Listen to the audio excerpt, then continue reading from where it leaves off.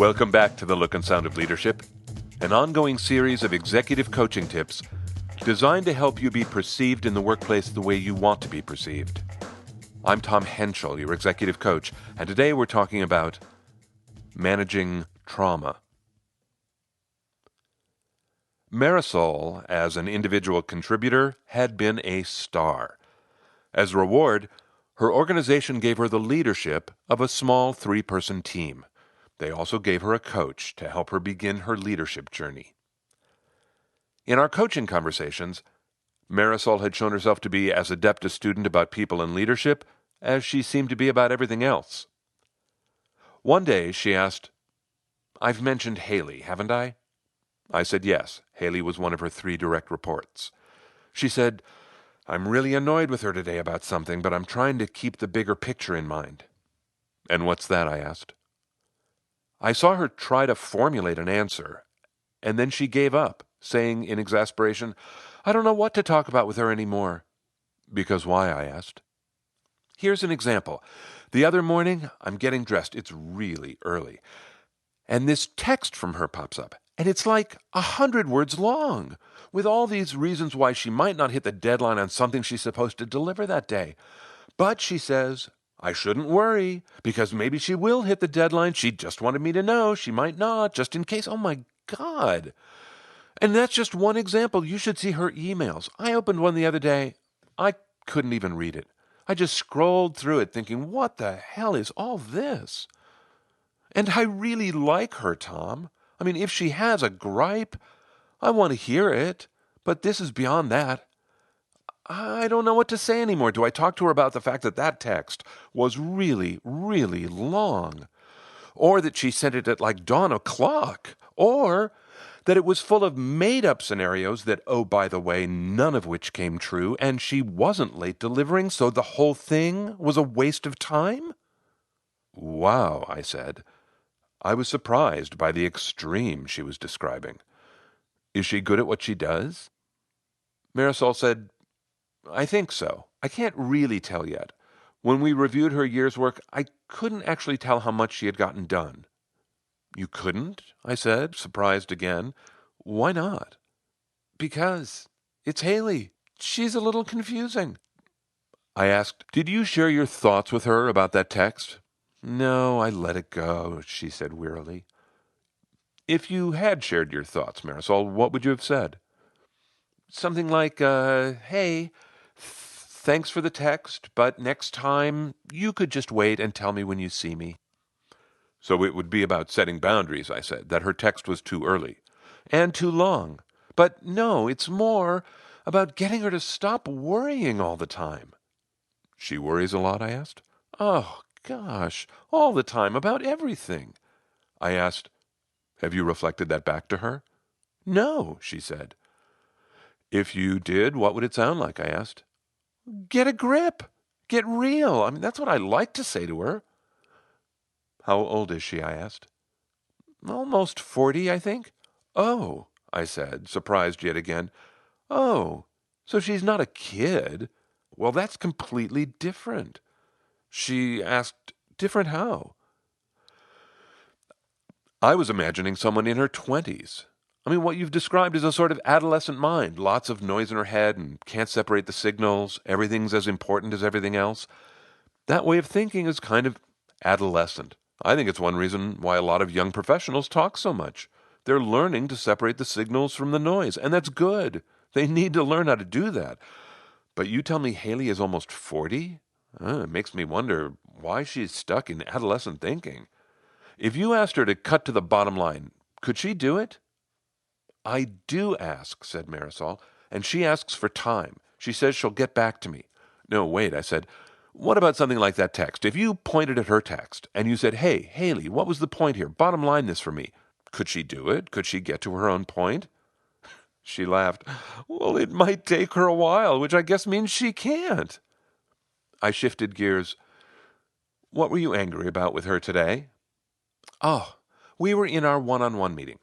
I told her I had 5 items on my list to talk about. She told me she had 2. So we started with one of hers, and that's the only one we got through. Ugh! Everything with her takes so much time. Have you reflected that back to her? I asked. What, that everything takes so much time? No. Why not? I asked. It's the truth. Reading her texts takes time. Reading her emails takes time. Could you ask for those to be more concise? Or your one-on-ones, could you ask for those to move more quickly? I suppose I could. But you're reluctant, I said. Why? What's your concern? Well, I don't want to shut her down. Do you mean you're worried about hurting her feelings? I asked. Well, I guess, she said. Is she particularly fragile? I asked. That caught her up. She thought for a second and then said, I am treating her like she's fragile, aren't I? I have a sister-in-law. That woman is not nearly as likable as Haley is, but this whole hard to follow, takes a lot of time stuff, it feels the same. And what's a little creepy is that my sister-in-law is a trauma survivor. I mean, big time. God, her entire family are survivors, every one of them. And it makes me wonder, maybe Haley's a trauma survivor. Do you have reason to think so? I asked. Well, someone asked me if Haley had told me her story yet. She used air quotes. I don't know what that pretends, but she hasn't. And there was something about a single mom, but I don't know what that was. I said, so she might have trauma in her past. It's crossed my mind, she said. Well, and what if she does? I asked. She laughed. Well, I'll probably be even more cautious about talking about any of this with her. Why, Marisol? Doesn't she deserve development, whether she has trauma in her past or not? Oh, no, of course she does, but it makes me nervous. That is really understandable, Marisol. So can I give you a way you might talk with Haley? Sure, she said. Let's say she sends another text or an email, rambling, lots of words, ideas all jumbled together. Ask her to reduce it to a bullet point. She can print it out, she can use red pens, she can work on it however she wants, but tell her not to bring it back to you until she's boiled it down to one bullet point, 2 max. Well, that's a great idea, she said. And I continued, she should do it right away. As soon as you see it, make it a priority. Really? She asked. Really, I answered, and then review it with her. Seriously? Yes. You want to know if her meaning is the same as yours. Oh my God, Tom. Now this just sounds embarrassing, like she's a first grader. It's not meant to be embarrassing, Marisol. This is skill building. Plus, it should fly by. 5 minutes total. I mean, if she turns it into 40, then that becomes the development issue. She asked, what would that sound like? I took a breath and said slowly, Haley, I had expected this to be a 5-minute task. It doesn't merit discussion. It's just a task. Find the one big idea. Part of doing the task well is doing it quickly. See you in 5 minutes. Bye-bye. Marisol groaned, oh my God, she's going to become my full-time job. I gave a shrug. Look, Marisol, we don't know if trauma is an issue or not, but whether it is or isn't, it sounds like Haley has a lot of fear-based behaviors. If so, you may need to show compassion, but you can be rigorous at the same time. To herself, she said, like asking her to bottom line her emails, wouldn't that be great? I said, you're trying to get her to see that all the extra words she's using to explain herself aren't helpful. She probably thinks they are. You need to recalibrate her thinking about that. You don't have to say, hey, I know you got a lot of noise in your head because of your trauma. Just address the behavior. This text is too long and it's not helpful. What's the bottom line? Marisol said, she might even start editing herself, huh? One would hope. I continued saying, you know what I bet? I bet she knows this part of herself. All this fear-based behavior, I bet she's seen it somewhere in her life before. You might ask what she knows about it. I'm no therapist, Tom, she said. I don't know diddly-do about trauma. I agree. I'm not suggesting you address her trauma, Marisol. I'm suggesting you get her to see that she has behaviors that might limit her career.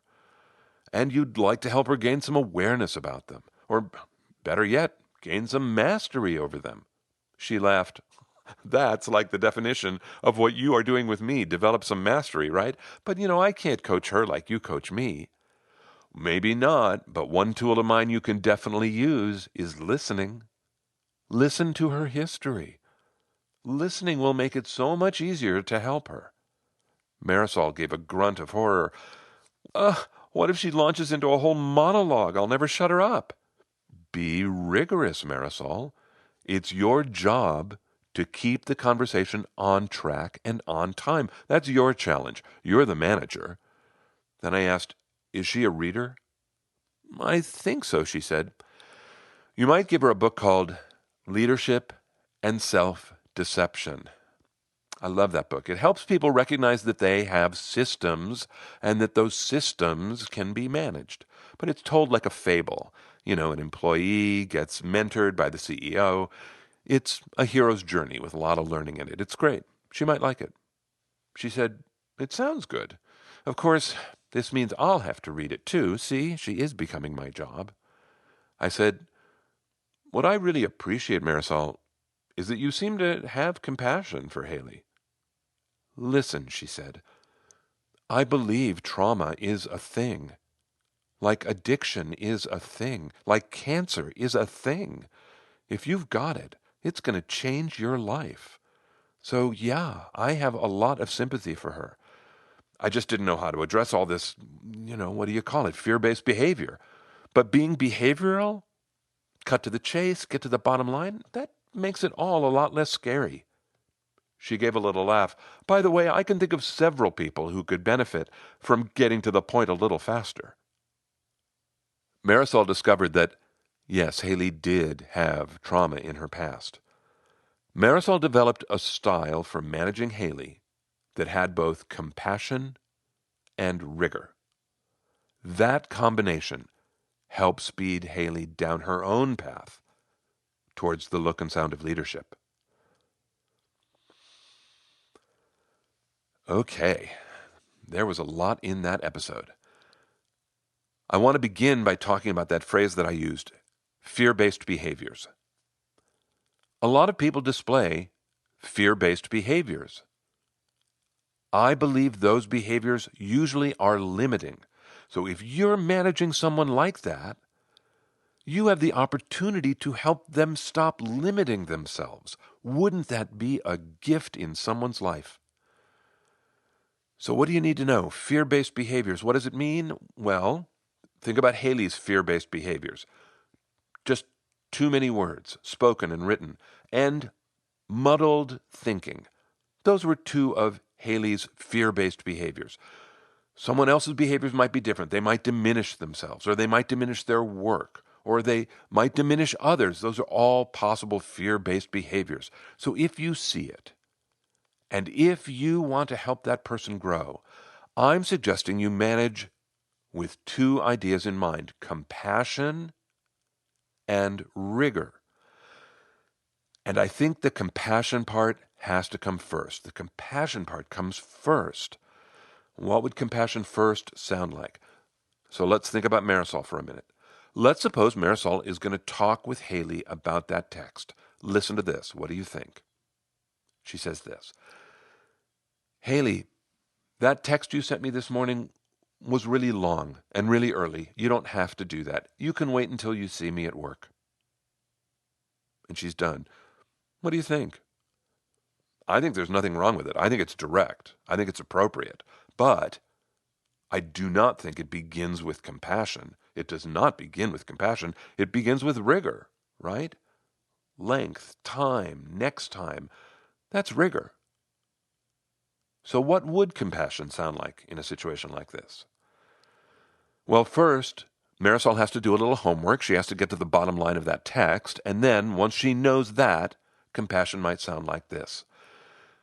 Haley, that text you sent me this morning, it seemed you were really worried about delivering on time.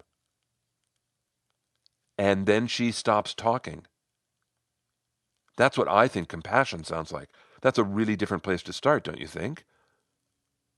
Now, what if Haley starts to re-explain everything that was already in the text? I think Marisol should stop her.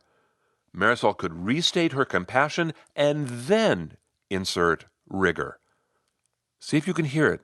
Compassion and rigor. She would say something like this. Whoa, Haley, I understand. That's exactly what I'm saying. You seemed really worried. But all I need from you is the bottom line. You could text me and say, I have concerns about hitting the deadline. I'll let you know if I'm going to miss. That would be fine. I'd like you to do something like that next time. So could you hear it? Could you hear the compassion and the rigor? But it starts with compassion, right? That's what comes first. So what about rigor? That's just measurement, right? Agreements, feedback. Rigor starts with an agreement about the area of development you're both going to pay attention to. So for Marisol, talking to Haley, it might sound something like this. We're going to work on bottom lining your communication. And you can both talk about what that means to you. That's maybe a 10-minute conversation, maybe 30. But it's not a big, long deal. And after that, rigor can be light and quick. So on your way out of a meeting, you could say, your material was great today. You were at just the right level, or, whatever's the appropriate development area. But boom, rigor, done.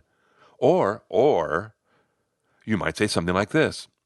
I've heard you be more concise. I thought you used too many words today. Boom, rigor, done. Now, if the person wants to talk about it, great. It's always good to have a conversation about development, but it doesn't have to be a big discussion every time you show rigor. Just help them understand where they are in relation to the guardrails you have in your head about their performance. Tell them where they are. Now, there's another thing about people with fear-based behaviors. Sometimes they seem fragile. And when a person appears fragile, I think it can take some courage to step up and do this kind of management. It may help you to remember that what you're trying to do is to stop them from being self-limiting. But you do need some courage. Don't let their fragility infect you. Compassion, rigor. So fragility. Have you noticed, by the way, that I have not used the word trauma yet? Well, here we go. Does fragility mean trauma? Absolutely not. There are plenty of people who appear fragile who aren't trauma survivors. And Lord knows there are plenty of trauma survivors who are not fragile. So, what do I want you to know about trauma? Before I talk about trauma, I want to tell you about two things that happened this month. First, this month, I had a bit of a laugh at myself. I got several emails in a row from listeners who asked in very circumspect ways, as if they were bothering me, if I would ever consider taking them on as a coaching client. And I laughed because I wondered what had I done to make them write to me so tentatively about something that is one of the joys of my life. I thought, I obviously have not been clear that the things I talk about in these episodes, coaching people, leading offsite events, delivering keynotes, all that stuff is my pleasure. And it's actually what I do for a living. So I promise you are not bothering me when you ask about working together. It's why I'm here. So I would love to hear from you. If you don't know how to get in touch with me, I'll tell you in a minute. The second thing that happened this month was the investment in the future of this podcast from listeners who take a minute to post reviews. I am so grateful to you. This month from Portugal, Diogo Souza PT, from Brazil, Wilton SSA, from New Zealand, Bob 4B, and in Australia, Jamarcus and Mark Govern. Then from the U.S., Jesse Eljo, Kanindi, Mateo Lopez, David Hackler, Tony W. Marino, and H. MU. Thank you all. Really. It means so much to have your support for this podcast from your comments and your ratings. Thank you very much. Now, trauma. I'm not a trauma expert, and yet I've come across trauma so much in the past couple years. I remember listening to an extended interview with an actress who told her experience with Harvey Weinstein. I was moved to tears listening to this woman because she was so raw, and she was narrating an incident that had taken place more than 20 years before. Her trauma was powerful. I have had all sorts of trauma around me in the past couple of years, not always people that I know well, but people who identify as survivors of some sort of trauma. Their numbers has surprised me. If you're one of those people, I hope you're getting help. You can survive alone. Of course, you are a survivor. But I've observed that it's an easier path when you get help. If you are managing a survivor, and if you also happen to be one of those people who thinks that the workplace should be a feeling-free zone, and you know who you are, this is going to be a stretch for you. It's going to be hard. You're going to need to have some compassion. What's happening to the survivor is real. It's not like the dog ate my homework or they're trying to get out of something. Trauma is a real thing, like addiction or like cancer. Respect it. If, on the other hand, you're managing a survivor and you happen to be one of those people who are highly sensitive to others, and you might be respecting the survivor situation a little too much, and you know who you are, there's a stretch in here for you too, right? Don't flinch. Don't go easy. Don't get involved with the trauma. Stay out of it. This is just management. It's not emotional management and it's not mental health management. It's about managing behaviors and results. That's your job. Good luck. This is not easy stuff. But if these kind of complex topics interest you, you might search the archive of coaching tips using two different filters. One would be management skills. There are a lot of tips in there about managing in situations that have feelings. And the other is personal growth and self-development. I'm guessing one of those two categories will have something that will interest you. If you'd like specific related episodes, 5 you might listen to are dealing with emotional responses, intimacy in business, setting boundaries, managing beyond bad behavior, showing teeth, and speaking your truth. Those episodes and the whole archive is available to you on the Essential Communications website. It's essentialcomm.com. It's essentialcomm with 2 M's.com. When you're poking around, there is a contact button on every page. That comes straight to me. If you want me to send you a PDF or you want to talk about working together, use the contact button. If you want the HTML email version of the coaching tips in your inbox every month, hit the subscribe button. We would really love to put you on the list. It's such a pleasure to be in touch with you. That's it for me. Until next time, I'm Tom Henschel. Thanks so much for listening.